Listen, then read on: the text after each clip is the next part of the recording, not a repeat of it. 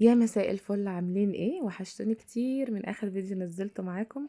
النهارده بقى كده جايلكم بروتين سريع كده وسهل هو روتين يومي بس تشجيعي حلو قوي. هنتكلم فيه على كذا حاجة تخص الايام اللي احنا فيها وتخص العيد، تخص التنظيفات. اول حاجة بقى، لو اول مرة تشوفيني ما تنسيش تشتركي في القناة وتفعلي زرار الجرس عشان يوصلك مني كل جديد، وعايزة لايكات لايكات لايكات علشان الفيديوهات عندي تترفع. اول حاجه بقى كده كان ده روتين يومي عادي جدا. انا كنت خارجه، احنا كنا يعني من بالليل، كان الوقت ده الساعه 3 الفجر، يعني قبل السحور. فروقت الاوضه وروقت كمان الصاله، والاوضه التانية كانت متروقه على طول ومتنضفه عشان ايدي فيها. فالمهم هنا بقى قلت اروق كده ترويقه سريعه ولمع كده الاوضه هنا. على طول بمسح يعني من فوق كده، يعني الخشب بتاع الأوضة من فوق، علشان خاطر بيلم ترابة خفيفة، ترابة ناعمة. وكمان يعني بص بقى هقولك على حاجة. أول حاجة، لو انتي بتجيبي أوضة أطفال أو بتجيبي أوضتك، لازم تجيبي الكفر ده بتاع السراير، ده تحفة. ده حلو قوي قوي، بالذات كمان لما يبقى عندك أطفال، أو لو انتي ما عندكش أطفال وبتحافظي، بس برضو وارد جدا ان انتي يجي عندك ضيوف، يجي عندك ولاد اختك، يجي عندك اي حد، وممكن مع اللعب او كده يروحوا جايين يعني كاتبين اي حاجه، ميه، عصير. ده كفرات حلوه قوي، ووتر بروف.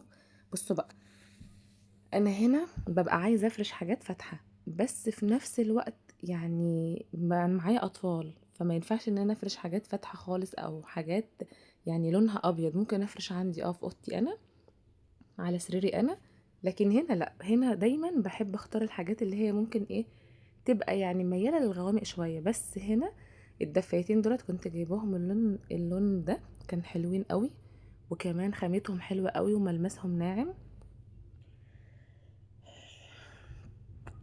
بس كمان يعني بيتفرشوا على الوشين، يعني في وش هنا، آه الوش يعني ممكن تفرشي على الوش الابيض قوي ده الساده، وممكن تفرشي كده. فهم انا جايباهم على الوشين، فانا ما حبيتش ان انا افرش اللي هو الابيض، لان طبعا انا عندي، بصوا، هو دلوقتي ابني الصغير هيطلع على السرير، ما بالكم بقى لو انا كمان كنت لسه يعني بكنس بره. يعني انا كنت بكنس الارض بره، لكن هنا الاوضه انا كنت خلاص كنستها. اول حاجه بقى فرشت السراير كده وغيرت السراير وحطيت مفارش جديدة، اللي هي المفارش غيرت مفارش مش اللي هي جديدة.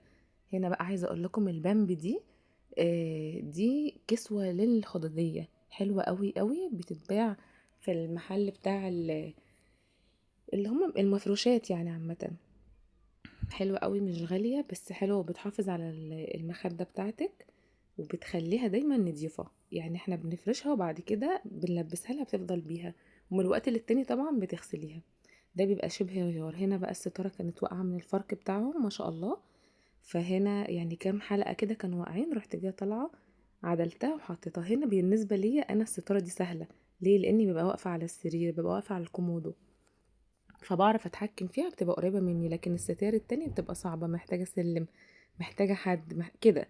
هنا كمان بقى رحت جايه فرشة البطانية دي. احنا اصلا كده كده كنا هننام، يعني في الوقت ده احنا كنا هننام. بصوا النهار كمان كان بدأ يطلع، كانت الساعة معدية ال5 الفجر، كمان بقينا بعد السحور. يعني انا كنت بدأت الساعة 3 ورتبت الدنيا حواليا وكده، ولقيت خلاص بقى ده ميعاد سحور، رحت جايه داخلة عاملة السحور، اتسحرنا. وبعد كده بدأت ان انا اكمل تاني. ليه؟ لاني كنت الصبح رايحة يعني خارجة برا، وكنا هنفطر برا، وكان هيجيلي حد، يعني كان هيجي عندي ناس، فكان لازم الدنيا تبقى نظيفة، وابقى سايبة يعني البيت نضيف كده كده. الأوضة على طول دي أنا بروقها النهاردة الصبح، لازم أنا أقوم أروقها وأعمل فيها نفس الروتين ده، بس من غير ان يعني من غير ما امسح جدران او حيطان او كده. عايزه اقول لكم ان الموب دي تحفه تحفه تحفه بجد، عمليه قوي وحلوه قوي، وبتجيب الاماكن العاليه. يعني انا بصراحة بستخدمها في كل الاوقات.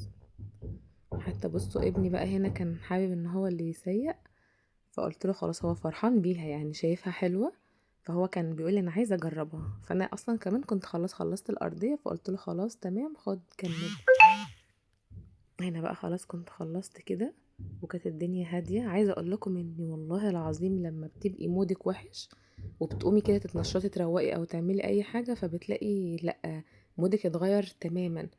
بصوا بقى، انا لقيت الطرحه دي كانت قديمه قوي، مش عارفه يعني هي بتاعت حد، بس بصوا، حسيت ان هي زي العرب كده او البدو، فبقيت اعملها كده، مش عارفه بتتلبس ازاي، فيعني رحت جايه حطها. هما هنا كانوا بيلعبوا بيها. انا كنت بشوف يعني الاول زمان، في المكان اللي انا كنت فيه قبل ما اتجوز، كان الناس بتلبس زي دي، بس كمان متهيألي كانوا بيلبسوها في الافراح. يعني كانوا بيلبسوا، بيبقى عندهم فرح، اللي هم البدو بيبقى عندهم فرح، فبلاقيهم لابسين الحاجات اللي هي بتلمع قوي دي. بصوا هنا بقى، انا هنا دخلت خلاص على المكان اللي احنا بنقعد فيه على طول، يعني بجد والله المربوعة دي ليها الجنة بجد، يعني عايزة اقول لكم ان 24 ساعة يزن، يعني مش مخليها في حالها، كل شوية تلاقيه وقف المربوعة كده، ويعني وقف المربوعات كلها. يعني ساعات ببقى لسه مروقة ومنضفة وشايلة ومغيرة السجاد او الحافظة، واجي الاقيه كده مسافة ما ادخل المطبخ او اعمل اي حاجة او التفت بس كده شوية، اجي ما شاء الله الاقيه موقف لي المربوعة، كأنه بيقولي لا اعمليها تاني من الاول، كأنه بيعاقبني. بصوا بقى، الستارة دي كنت جايباها لعيد ميلاد اخويا، بس هي حلوة قوي وبتدي شكل حلو قوي، بس يعني عايزة اقولك اللي هي ايه، بتتقطع بسرعة، فاهمين قصدي؟ يعني رقيقة قوي، مش عايزة اطفالنا، مش عايزة الاطفال دي، يعني اصلا بعد ما المناسبة عندك تخلص لو هم شدوا شريط من الشرايط دي او شريطين كده، خلاص هي باظت.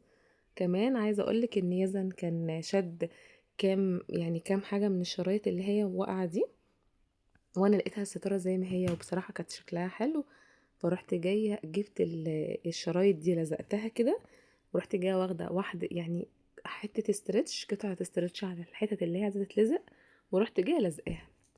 انتوا فاهمين قصدي؟ طبعا اتثبتت قوي. فانت لو هتعملي الستارة دي بعد ما تلزقيها، هي بيجي معاها لزق، بعد ما بتلزقيها هاتي اللزق اللي هو الشفاف، وروحي جايه ثبتيها كده من فوق، امشي عليها يعني خط كده من فوق، فاهمه قصدي؟ هتبقى ماسكاها على قد ما تقدر، لو عندك اطفال بتفرك كتير هتبقى ماسكاها.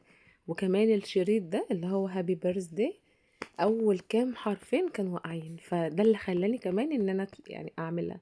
فكانت خلاص هي واقعه، اللي هسيبها واقعه وتقع خالص الكلمه، لا اما هروح جايه حطها كده. فانا عدلتها كده فادت شكل حلو قوي. يعني يعتبر عايزه اقول لك كمان من بعدها الستاره لحد دلوقتي موجوده، يعني هو رايح جاي عليها وبيشد فيها، بس هي بيشد فيها مش الشده اللي هو لو مسكها اصلا كانت هتقع، يعني كانت هتتقطع وتقع، لان هي ضعيفه، هي شرايط ضعيفه. فهو دلوقتي لو شدها او مسك يعني الشريط او اتنين، فعادي مش هتتقطع معاه بسهوله، فاهمه قصدي؟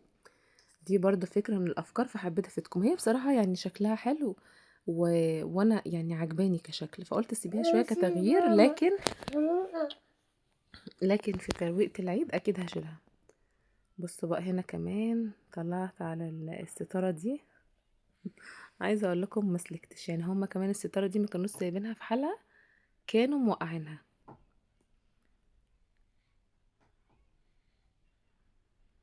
كانوا موقعين الستارة هنا، يعني اللي هي الستارة الداخلية، ما عرفتش بصراحة ان انا اتعامل معاها، لان لقيت فيها قطعة ناقصة، يعني اللي هي الحلقات اللي هي بتبقى عاملة علشان تمشي في الماسور لقيتها ناقصة،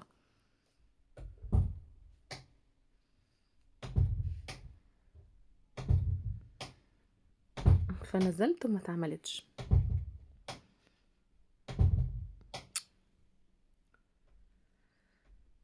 هنا بقى خلاص انا رحت جاية، اصلا ايدي على طول طالما احنا قاعدين هنا، فبيبقى ايدي على طول في المكان اللي احنا قاعدين فيه، فحتى كنسته كنسة سريعة ما طلعش اي تراب ولا اي حاجة. ورحت جاية يعني عاملة السجادة دي.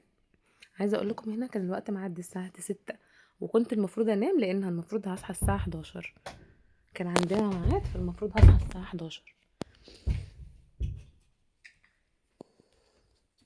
هنا بقى خلاص سبت الارض نشفت، ورحت جايه فرشه الحافظه زي ما هي كانت موجوده. انا هنا يعتبر ما غيرتش حاجه هنا، يعني انا بس رتبت ويعني ظبطت الدنيا اللي المفروض كل شويه بعملها. يعني عايزه اقول لكم ان المكان ده والله العظيم بعمله 3 4 مرات، عشان على طول بيتبهدل وعلى طول احنا قاعدين فيه، فعلى طول ايدي فيه، يعني ممكن مرة الصبح اول ما اصحى، ومرة في نص الليل، ومرة بقى يعني بالليل بقى لو انا خلاص يعني هصحى الصبح مش هعمل اي حاجة. وعايزة اقول لكم كمان ان ده مش الفرش الاساسي بتاعها، لا ده بديل.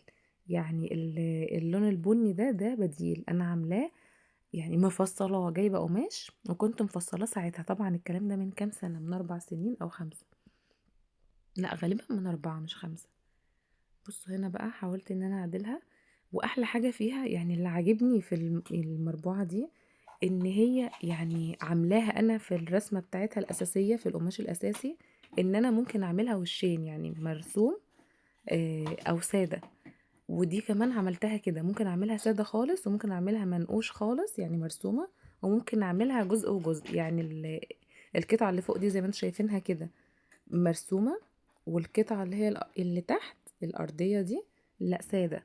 فانا حبيت ان انا، عشان انا بحب اغير كتير وبحب دايما يعني اغير الاشكال والاماكن، بما ان المكان عندي مش كبير، فبقدر الامكان بحاول ان انا احس ان في تغيير كده، فاهمين قصدي؟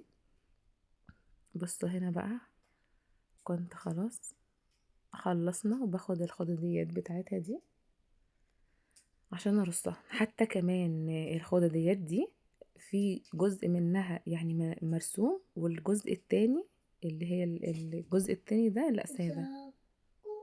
هنا بقى خلاص كمان لزقت كنت بعمل الريسيفر كان نازل، لحد ما يعني اشوف حل في الموضوع السلوك دي اعملها. شوف مش عارفة يعني مش عارفة هعملها ازاي، سلوك مخفية ولا ايه مش عارفة. وهنا طبعا بصوا الفرق، لا تحسوا ان هدوء، تحسوا ان نظافة. بصوا اطفال برقاق قاعدين ولا عملوا اي حاجة. خلاص كده خلصت ومنفضة الحافظة كويس قوي، رحت جايه رايحة كنساها. يعني بكنسها كنسة سريعة كده، بحيث ان هي لو فيها اي حاجة بسيطة فهي تتشال معايا. وبكده يكون خلاص الحمد لله خلصت الأوضة وخلصت المربوعة. عايزة اقول لكم زي ما انتم شايفين، يعني بصوا انا عملتها هنا، روقت المكان وهم قاعدين، يعني اصلا قعدتنا كلها في المكان ده، فاهمين قصدي؟ وفرشت السجادة دي هنا كمان. احنا قلنا ان ده مش تغيير، يعني ده مش تغيير، ده روتين يومي عادي جدا من اللي انتي بتعمليه. يعني في ناس بتكنس كده على الوش وبتروق الدنيا وبتنظم المكان وخلاص. فانا حبيت ان انا اشيل السجادة دي، بحيث ان انا كده كده انا هكنس او هكنس مثلا، فخلاص يعني بالمرة بقى ان انا اعمل يعني احط كده حبة روايح على الارض، معطر يعني يدي ريحة كده وانت عايش، يحسسك بريحة النظافة. بصوا بقى هنا خلاص انا خلصت زي ما انتم شايفين. بصوا بيقولكم ان احنا خلاص الحمد لله خلصنا، بس انا هبهدل الدنيا تاني. وبكده بقى الحمد لله. بصوا عايزة اقولكم النهار طلع ودي شمس، بصوا الشمس. احنا كنا خلاص في الوقت ده كانت الساعة 8، يعني المفروض ان انا الحق يا دوب انام ساعتين واصحى تاني، وفعلا ده اللي حصل. يا دوب نمت ساعتين، خطفت حلم سريع واضطريت ان انا اصحى تاني، يعني عشان كان ورايا مشوار مهم جدا. بصوا بقى الستارة دي انا ممكن كنت احطها على الشباك الالمونتال، بس انا هنا عشان حاطة التلاجة، يعني في تلاجة تانية فحطها مفيش مكان، فرحت جاية عاملة الستارة دي بحيث ان هي ما تبقاش التلاجة باينة، فاهمين قصدي؟ لكن الستارة دي اصلا بلاك اوت، بتحجب الشمس او الضوء. وبكده هنا كمان نكون خلصنا الحمد لله. انا قلت اما الحق اصور بسرعة قبل ما يبهدلوا الدنيا. بس لا احنا كده كده خلاص كنا دخلنا نمنا، وكده الحمد لله الدنيا كده زي ما هي، وكان في هدوء كده وروقان، فيدوبك شغلت القرآن ودخلنا نمنا ساعتين. وبكده يكون الفيديو بتاعي يعني خلص. يا رب يكون الفيديو بتاعي عجبكم،